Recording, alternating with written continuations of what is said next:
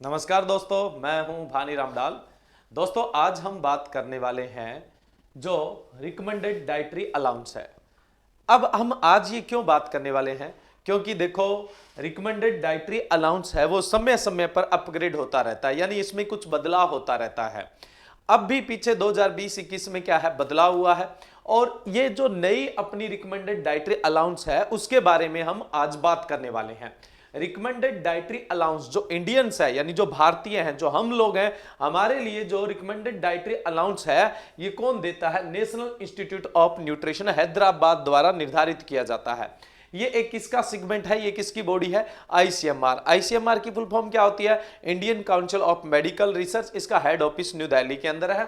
और national institute of nutrition एक इसका इंस्टीट्यूट है जो हैदराबाद के अंदर है। और भारतीय लोगों के लिए रिकमेंडेड डाइटरी अलाउंस जो देता है वो नेशनल इंस्टीट्यूट ऑफ न्यूट्रिशन ही देता है। देखो, यहां रिकमेंडेड डाइटरी अलाउंस का मतलब क्या है कि प्रति व्यक्ति प्रतिदिन जो भोजन है और जो पोषक तत्व है वो कितनी मात्रा में आवश्यकता होती है, कितने मात्रा में उनकी आवश्यकता होती है, ये यहां पे अपने आज डिस्कस करने वाले हैं जो अपग्रेड हुआ है। आपने अगर पहले वाला पढ़ रखा है या पहले वाला याद रखा है तो उसको भूल जाइए। अब अपने अंदर क्या है, एक नया अपडेट कर लीजिए, क्योंकि आने वाले कोई भी एग्जाम है या फिर जो आपका वर्तमान ज्ञान है उसमें नई चीजें ही आने वाली है, पुरानों का कोई अब जगह नहीं रहने वाली है। तो ये लेक्चर है, आप चाहे कोई सा भी कॉम्पिटिटिव एग्जाम की तैयारी कर रहे हैं उन सब के लिए महत्वपूर्ण है। चाहे आप साइंस के स्टूडेंट है, चाहे एग्रीकल्चर के स्टूडेंट है, चाहे आर्ट के स्टूडेंट है, ये सब के लिए इंपॉर्टेंट है। ठीक है, और एक बहुत ही हमने इसको समराइज तरीके से तैयार किया है, यानी एक टेबुलर फॉर्म में तैयार किया है, आप इसको आसानी से याद रख सकते हैं। ठीक है, तो चलो हम बात करते हैं सबसे पहले फूड की। देखिए, अगर हम बात करें सीरियल की, यानी अनाज की, जिसके अंदर न्यूट्री सीरियल यानी जो मोटा अनाज है उसको भी अगर हम शामिल कर लें तो प्रति व्यक्ति प्रतिदिन 280 ग्राम की नीड होती है, 280 ग्राम्स की नीड होती है। ये एक नई रिकमेंडेशन के अनुसार है ना, ये नई रिकमेंडेशन के अनुसार बात करें। अपने पल्सेज यानी दाल की बात करें तो प्रति व्यक्ति प्रतिदिन जो दाल की आवश्यकता है वो 90 ग्राम है। वहीं पे मिल्क और कर्ड यानी दूध और दही दोनों मिला के प्रति व्यक्ति प्रतिदिन आवश्यकता है 300 ml की। ये ml के अंदर मात्रा है ना, मिलीलीटर के अंदर मात्रा, ध्यान रखिएगा। उसके बाद हम बात करें सब्जियों की, वेजिटेबल्स, जिसमें लिफी वेजिटेबल भी साथ में ही है, हरे पत्ते वाली सब्जियां भी इसी के अंदर साथ ही है। ठीक है, तो सब्जियों का प्रतिदिन प्रति व्यक्ति कितना सेवन करना चाहिए? 350 ग्राम करना चाहिए। जैसा कि पहले हम लोगों ने 300 ग्राम पढ़ रखा था, ये सारी चीजें अपडेटेड है। तो प्रति व्यक्ति प्रतिदिन सब्जियों की कितनी आवश्यकता होती है? 350 ग्राम की आवश्यकता होती है। नेक्स्ट हम बात करें फ्रूट्स की यानी फलों की, तो प्रति व्यक्ति प्रतिदिन फलों की कितनी आवश्यकता होती है? 150 ग्राम होती है। नट और सीड की बात करें, है ना, यानी जो ड्राई फ्रूट्स है, मेवे हैं और जो बीज है उनकी बात करें तो प्रति व्यक्ति प्रतिदिन कितना सेवन करना चाहिए? 30 ग्राम सेवन करना चाहिए। वहीं पर अगर हम बात करें फैट और ऑयल की, है ना, यानी वसा और तेल की बात करें तो प्रति व्यक्ति प्रतिदिन कितना सेवन करना चाहिए? 27 ग्राम का सेवन करना चाहिए। ठीक है, तो अगर हम इन भोजन के कुल की बात करें, टोटल की बात करें, सम की बात करें तो 1187, ये सभी फूड मिला के 1187 ग्राम प्रति व्यक्ति प्रतिदिन सेवन करना चाहिए। अब आप ऐसा सोचो कि यार ये तो हमने नहीं पढ़ी है, अनाउंस तो हमने कम पढ़ा है। अरे भाई, ये नई अलाउंस है ना, ये अपडेटेड अलाउंस है। अब आपको यही याद रखनी है और आने वाले जो एग्जाम है उनके अंदर इन्हीं से पूछे जाने वाला है, तो अच्छे से इसको ध्यान के अंदर रखना है। ठीक है, उसके अलावा अब हम चलते हैं न्यूट्रिएंट्स पे, है ना, जो मेजर न्यूट्रिएंट्स है अपने उनकी बात करते हैं पहले, फिर माइनर की भी बात करेंगे, छोड़ेंगे कोई सा भी नहीं।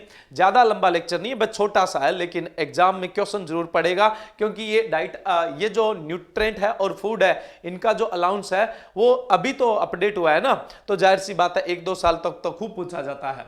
नेक्स्ट है प्रोटीन की बात करें। अगर हम प्रोटीन की बात करें पर कैपिटा पर डे, प्रति व्यक्ति प्रतिदिन, अगर हम मेल की बात करें, मेन की बात करें यानी नर की बात करें तो 54 ग्राम प्रति व्यक्ति प्रतिदिन की आवश्यकता है। वहीं पे महिला के लिए हम बात करें तो 45.7 ग्राम प्रति व्यक्ति प्रतिदिन की आवश्यकता है। प्रति व्यक्ति प्रतिदिन का मतलब एक कैंडिडेट के लिए एक दिन में कितनी आवश्यकता है। वहीं पर अगर हम कार्बोहाइड्रेट की बात करें, अगर हम पुरुष के लिए बात करें तो 130 ग्राम और महिला के लिए बात करें तो भी 130 ग्राम प्रतिदिन की आवश्यकता होती है। नेक्स्ट हम बात करें कैल्शियम की। तो कैल्शियम चाहे महिला है चाहे पुरुष है, यानी चाहे मेन है चाहे वुमेन है, 1000 मिलीग्राम, मिलीग्राम में है मात्रा, ध्यान रखिएगा, 1000 milligram per capita per day की रिक्वायरमेंट्स होती है। ठीक है। नेक्स्ट हम बात करें मैग्नीशियम की बात करें तो मैग्नीशियम में अगर हम पुरुष यानी मेन की बात करें तो 385 मिलीग्राम प्रति व्यक्ति प्रतिदिन की आवश्यकता है। वहीं पर हम बात करें महिला की तो 325 मिलीग्राम प्रति महिला प्रतिदिन की आवश्यकता है। ठीक है। नेक्स्ट हम बात करें आयरन की। आयरन बोले तो फेरस की बात करें, स्वाभाविक बात है कि आयरन है वो महिलाओं की ज्यादा आवश्यकता होती है, इसलिए पुरुषों को यानी मैं बात करूं मेल की तो 19 मिलीग्राम प्रतिदिन की आवश्यकता होती है। वहीं फीमेल के लिए 29 मिलीग्राम। ध्यान रखना आयरन जो होता है वो महिलाओं में आरबीसी का स्तर बनाने के लिए जरूरी होता है, इसलिए महिलाओं को यानी जो फीमेल्स होती है उनको मेल के कंपेयर में आयरन की ज्यादा नीड होती है, 29 मिलीग्राम प्रति व्यक्ति प्रतिदिन। अब एक चीज आपको ध्यान में देनी है, देखो जो डाइट अनाउंस होती है ना, वो ये जो हम डाइट यहां पे बता रहे हैं ये एवरेज है। एवरेज का मतलब है अगर हम मेल की बात करें, पुरुष की बात कर रहे हैं तो एवरेज 65 किलो के व्यक्ति के लिए है, और अगर महिला की बात कर रहे हैं तो 55 किलो की महिला के है।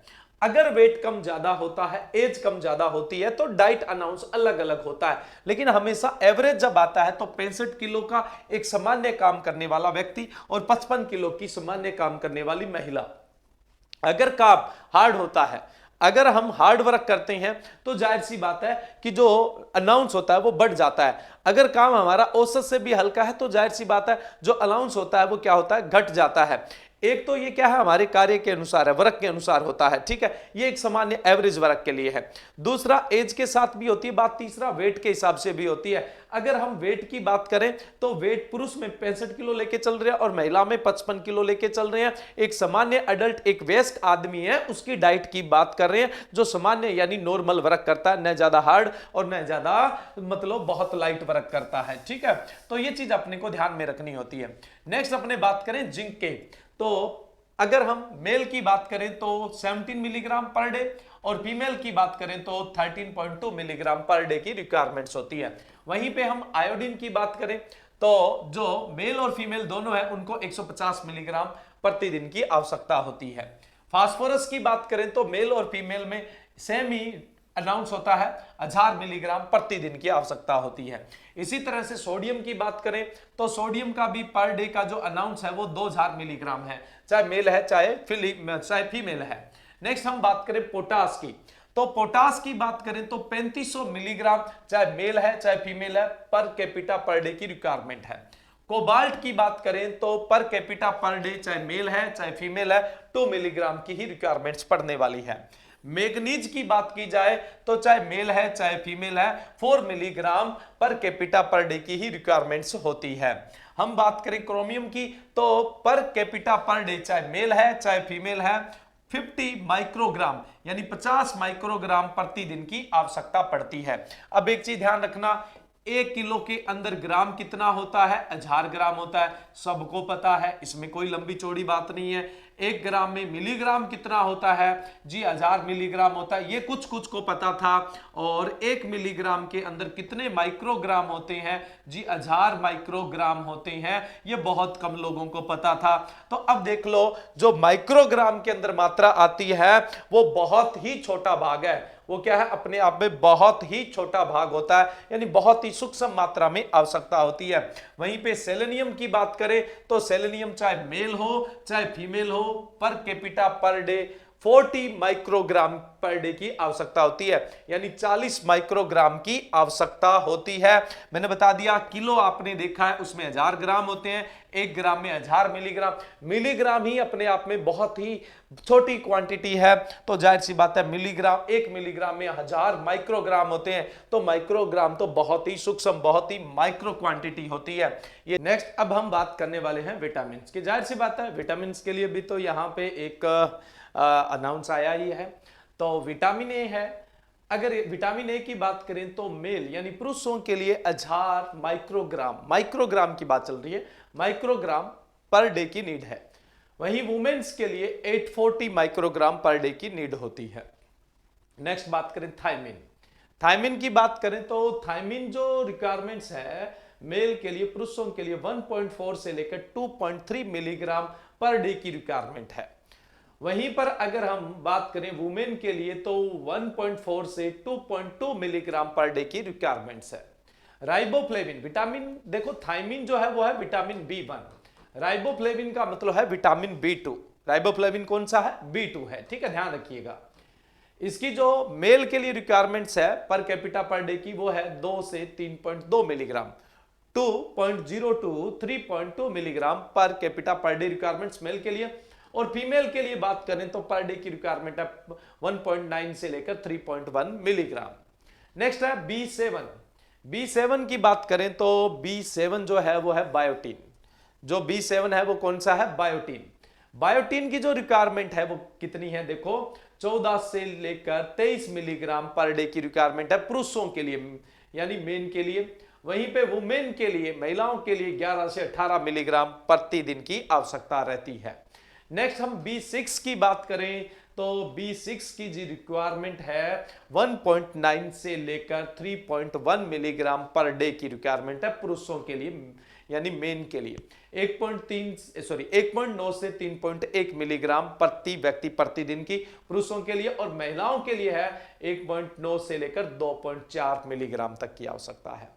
नेक्स्ट हम बात करें vitamin C, ascorbic acid, ascorbic अम्ल की बात हो रही है। और आपको ही पता है विटामिन में सबसे ज्यादा किसकी मात्रा की आवश्यकता होती है? विटामिन सी की।